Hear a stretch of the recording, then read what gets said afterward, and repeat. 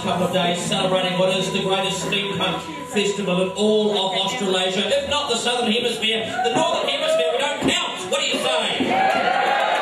How many people have been to some of the steampunk events over the last 3 days? Show of hands. All right, who hasn't? Technically, you're at one now. There is that guy going, wait a second, I'm at one. Does that count? It has been a wonderful couple of days. I had the pleasure, I flew down and I got to see the last of the fire and things. And yesterday morning, with everyone dressed up through town, one of the things I haven't learned to do over the month is just to walk. There we go. Well done.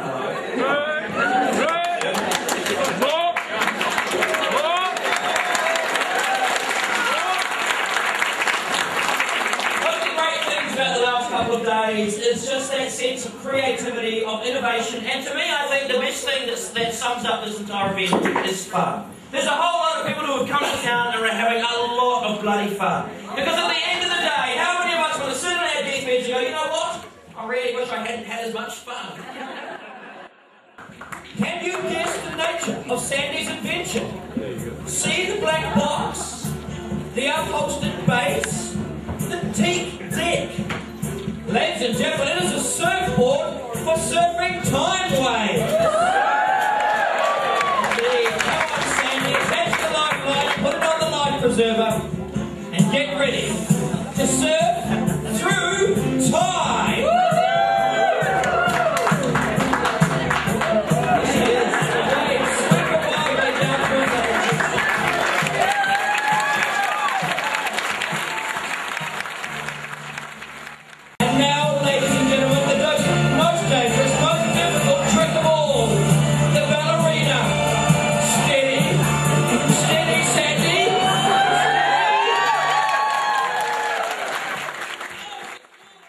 Inventor and engineer.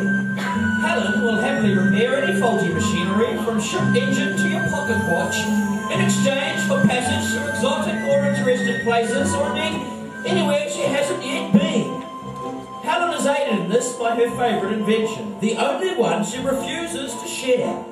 Her amazing Amplus Brevis, a regulatory amplitude modulator. With the fantastical Amplus, no job is ever too big or too small. With nothing more than the touch of a button, she can change the size of any inorganic object. Minuscule damage becomes easily seen and just as easily repaired. Aboard the Ensign Thea, Commander quickly rules the sky. In Her Majesty's Airship Squadron, she was destined to fly.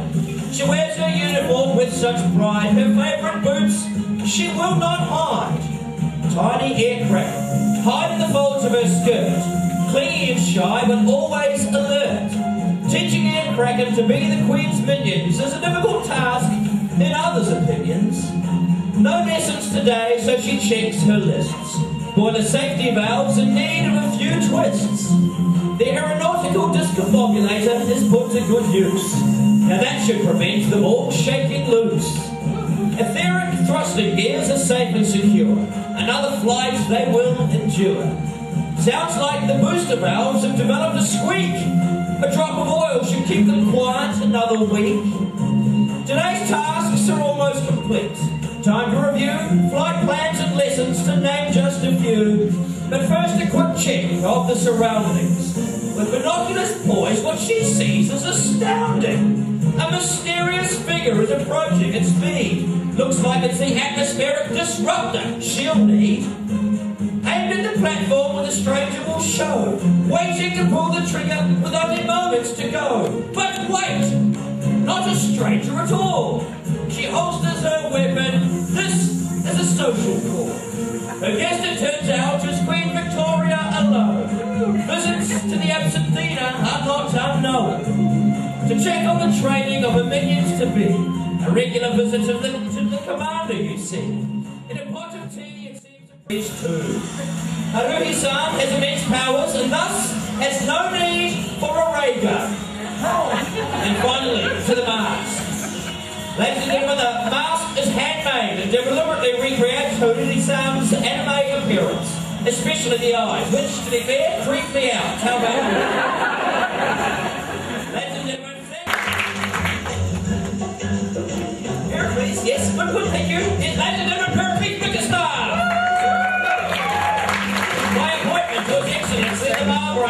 Manchester. Mr. B is a travelling sales manager for the Imperial Universal Doorknob Company. Pericles sells quality temporal doorknobs to the discerning and astute time traveller. Pericles, just because I believe your bag is flashing.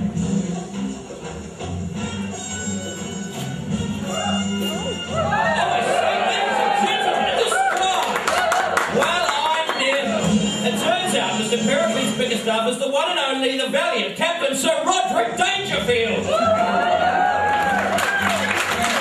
Inspector refuses to save the scoundrel and villain eradication.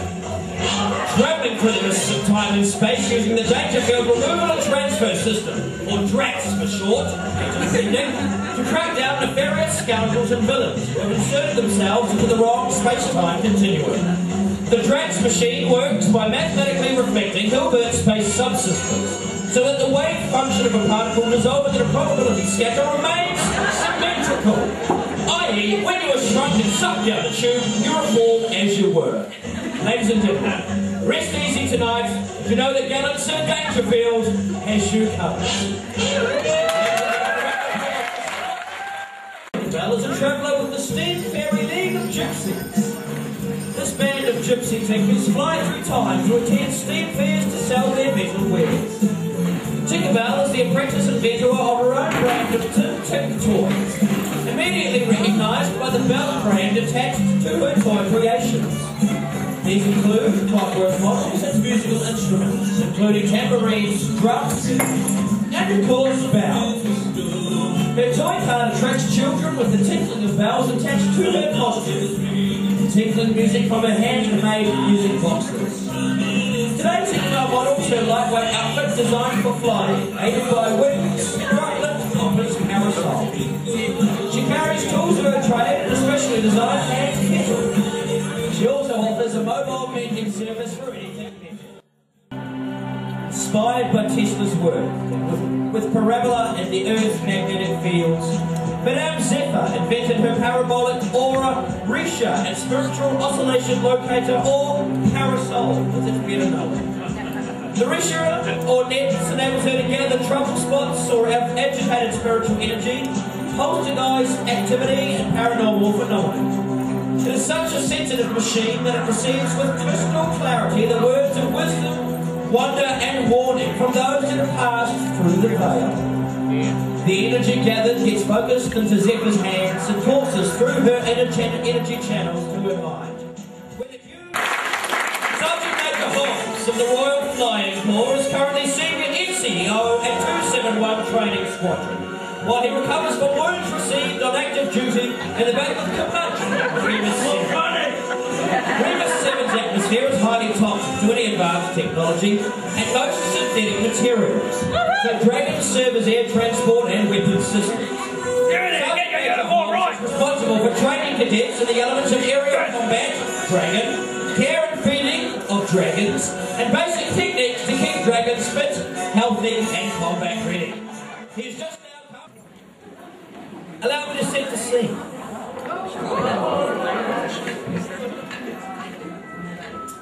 It was the most pitiful of jobs. In 1832, the law forbid children to work as chimney sweeps, or so they thought. Children were still being forced up chimneys, wide or narrow. Some came from poor homes, some were stolen and forced to work from as young as 5 years old. Nothing changed until 1870. The law this time was enforced and child sweeps stopped. Abigail Cinder Bright knew this story well. She had heard many a tale from her father. So often of evening, he would return home from work exhausted. Constable Bright was a detective at the London Metropolitan Police and a very dedicated officer. Life was never easy or safe. The crime rate had risen dramatically since the London population soared over recent years. Fighting crooks, catching thieves and hunting out vagabonds. Yes, London streets were a dangerous place to work. He suffered an near-death experience after being severely burnt while hiding in a chimney spying on a cunning villain. Could there be a link to reducing crime and keeping chimneys clean? Well, yes there could. Looking at the embers in the fireplace one evening, Abigail had the most brilliant idea. Collect the cinders and the whispers from the soot in the chimney. take the ramblings out, rewrite it from hearing to seeing vision. Abigail took the first train at Blackfriars the next morning to Surrey to her uncle, who was a great inventor.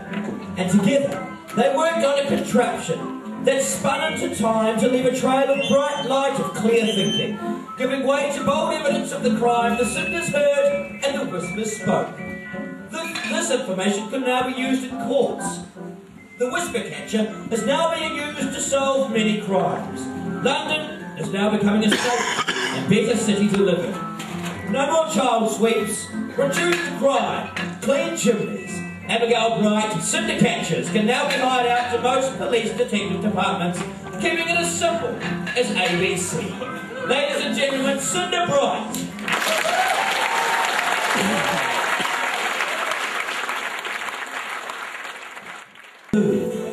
God has abandoned Earth after the apocalypse. Planet Earth is grey and desolate. Demons harvest human slaves to turn massive cogs guided by steam on archaic machines to rotate Earth on its axis. The archangels still think humanity is worth saving. They can salvage the souls of the few humans left. A bitter battle between angels and demons presides over the planet. Angels are dying in great numbers and very few remain. The only humans left are the hardiest of criminals and soldiers. So in order to redeem their souls in death, they have given their human vessel as parts to the Archangel to repair their wounded comrades, using human parts and rubble from the apocalypse. Angelica has sought refuge in a remote area, taking time out to recover from a fierce battle. She has depleted her weapons and is injured. She takes time to contemplate her next move, but is she safe even here? It appears not. Ladies and gentlemen, the battle between good and evil continues. And a round of applause as an adventurer who makes it her mission to seek out new experiences, resources, cultures, creatures, and discoveries. Her mother was a famous lady scientist and her father a progressive industrialist. Miss Dingalina's love of finding solutions to puzzling problems and innate curiosity for exploring innovative ideas and places was encouraged from an early age. She was given the opportunity to observe and acquire the social and technical acumen that later saw her able to secure the resources and technology to furnish her travel to distant parts, seeking out new opportunities during her hair-raising adventures and breathtaking discoveries. Miss Dingalina is at home in the halls of high society, but seizes every chance to embark upon adventuring missions to far-off parts. She never knows where her adventures will lead her. This necessitates flexible attire that can transform from elegant to practical adventuring gear whilst retaining an arsenal of tools. Isn't that fantastic? She can be appropriately dressed in polite society for diplomatic and other negotiations, for formal meetings with investors or foreign sovereigns, and can quickly transform to reveal practical adventuring gear of the well-equipped steampunk adventurer. Ladies and gentlemen, Miss Dingalina Ainsworth.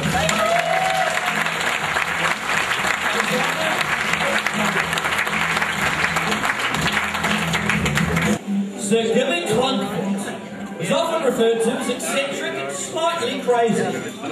Whilst flying over the Remarkables, he had an encounter with a juvenile kraken and crash landed. In a cave nearby, Sir Gilly found the remains of an airship and an unusual-looking hat. The hat was adorned with 4 mechanical arms, each with a different piece of gadgetry on them, purpose as yet unknown. The weather vane has given him a good indication of what they are for. There is a heat measurer, a tri-cup spinning thing, a clear tube, and the weather vane. It must be for more accurate time travel. When put atop his head, the hat transported him to wherever he was thinking. And yes, it turns out to be a mind-controlled time machine. Compact and easy to use. He has built a steam and ether-powered mechanical leg to aid him with walking, a result of his crash landing.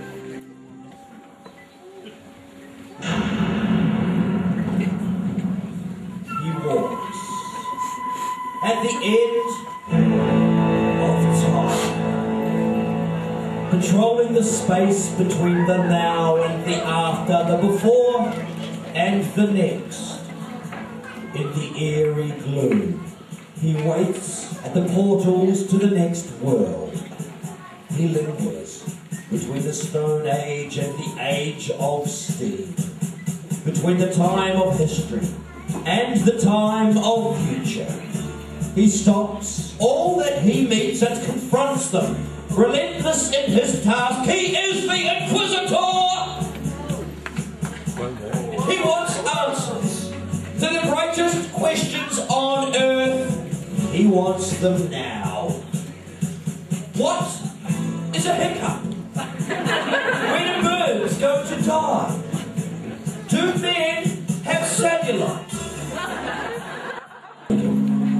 Noble woman and wedded to a successful playwright had become the target of many jealous citizens.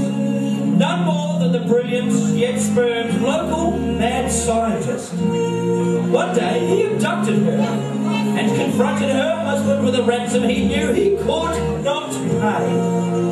With each passing week, the loathsome doctor set a higher demand to the grieving gentleman, with proof that he was prepared to harm his captive. The first week was a lock of hair, the second a drop of blood. As the weeks passed, the proof became more gruesome. But in each package, the doctor insisted that his captive was alive. Months passed, and the man knew that his wife was surely now deceased. But the next package received was written in his wife's very distinguishable handwriting. All of his possessions were offered to the mad scientist in order to get her back. The gold, even the estate, offered for the same return as my wife's wife. To his relief, the abductor agreed.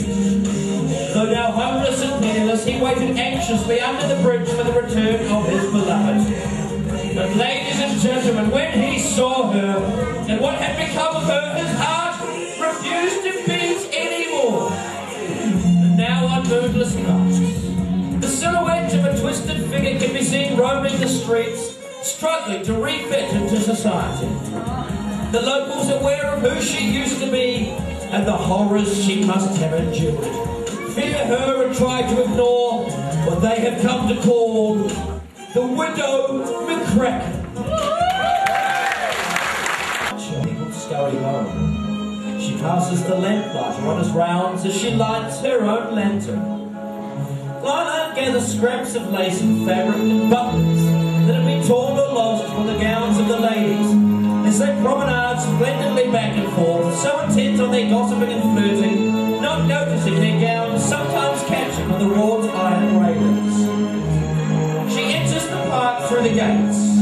It is almost deserted, and the quiet darkness surrounds her. She raises her spotting glass to seek out the scraps that have been torn on the rose bushes where kisses have been stolen and secluded trysts conducted during the day. Her apprentice, learn her skills, grow to be like her, the greatest seamstress of them all. She named you after Athena, the goddess of craft. Make her proud. Come, walk with me, my daughter. Take my weapons and my shield. Become my shadow, learn my skills, grow to be like me, the greatest assassin of them all. I named you after Athena, the goddess of war. Make me proud. Can you choose your path? Your dreams all gold. La lanterne shines alone, electrifyingly beautiful. She is swathed in a mantle of night, encircled with amber spray. She glows from dusk until dawn, lovers embracing beneath her, and aware of the mysterious alchemy of light which encircles them. La lanterne creates this atmosphere with a formula derived from distant sonic and stellar particles, with an interaction with her telekinetic mind waves. La lanterne remains, as always, patient and monumental, poised on the evening platform, waiting for those she serves. Still, her eyes fixed skyward, through all seasons and all weather, only moved to a graceful sway with shafts of rain or sea mist or southerly gales. still glowing, but with no alarming distraction to those below, still enshrouded in the mysterious glow to which they are drawn. When morning's light penetrates the atmosphere with piercing sun rays, La Lanterne becomes a human luminescence. Mistress, for a few normal years, Lady Clearwater decided she needed to make her upbringing and skills work for her. She decided a change was needed. Eleanor befriended a captain of the Royal Guard, who helped her perfect the art of moving around the city without being noticed, taught her hand-to-hand combat, and the mystery of light fingers and sleight of hand. This provided her with the opportunity to become an undercover informant with weapons. Exactly. More feared or more underestimated than Lady Lucia, now known as Kraken Empress of the Far East. After being exiled from her European homeland, she travelled to the Far East and she began a life of piracy. With her determination and fighting spirit, she clawed her way to the top. She became the most powerful airship pirate in Asia. Lucia's fierce and violent attacks on not only merchant ships but also other pirates has earned her name the Kraken. Out of fear and admiration, several powerful pirate captains gathered and pledged their loyalty to her. Thus she became the Pirate Empress of the Far East. As pirate empresses must show off their wealth and power, she does this by her sense of dress. Her royal robes are made from the finest silks Asia has to offer. Her silk robes are adorned with her symbol, the Death Kraken, decorated with gold thread and pearls. The true fighter knows the art of deception. Big guns does not mean the better fighter, and no one has utilised this philosophy better than Lucia. Her fan has hidden blades. And as a pirate empress, she must always be on her guard for assassins and other pirates who will challenge her position. But for now, she remains the pirate empress of the Far East, Lady Lucia. When the moon changes places with the sun for another day, the ghost of Lady Smellgood, the perfumer, appears. She continues to bring love and happiness into people's lives and creates a red glow of love around her. She carries a magic steam-powered perfume button. When people and animals have made contact with the steam-powered button, they are protected and kept safe to recognise each other and see their loved ones who have passed on. The ghost of Lady Smellgood was married to Dr. Feelgood. He is still living. And because they loved each other so much, the ghost of Lady Smellgood now drops feathers from her hat so he can find them. They are perfumed, of course. The feathers are kept clean and perfumed from the steam-powered pack on her back. This is also her means of transport to move around, often speeding from place to place with her magic button. The copper skirt around her is to protect her from any mishaps from speeding and colliding with things. And the key around her neck is for turning herself invisible when she needs to rest. She will often sleep in the train outside Steampunk headquarters in Oamaru, New Zealand. But not just an ordinary ghost. The ghost of Lady Smellgood still has her steam power and lights up when she is around. So ladies and gentlemen, if you see a light and you are in doubt, you were lucky enough to meet the ghost of Steampunk, the ghost of love, the ghost of Lady Smellgood. She is always about.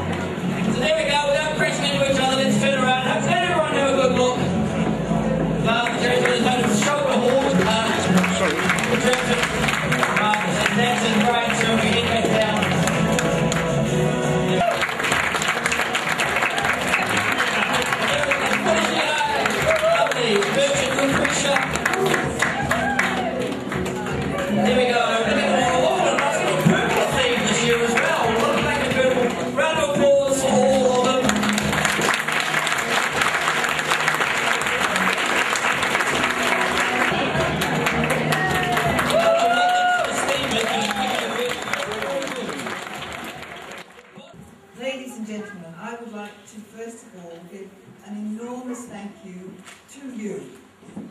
If you didn't come to these things, we'd have no fun creating things for an audience, because, as you will have noticed, there are not very many shy steampunks. And if you are shy when you start, you sure can't stay shy for long. So, a huge thank you to you. All of brilliance that we have here. Now, one of the things that I'd like you to do when you go viral with this is go as international as possible, because I don't think, from my observation of international pages, that anywhere in the world can actually contest with us for sheer brilliance. Yeah.